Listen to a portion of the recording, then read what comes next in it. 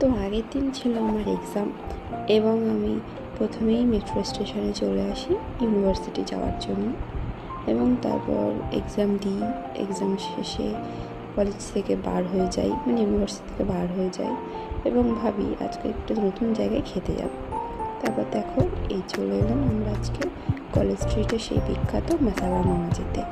তো এখানে মেনু কার্ডটা দেখতেই পাচ্ছ, এখানে এত রিজনেবল প্রাইসে। তো সবাই খাচ্ছিলো এখানে বসে বসে।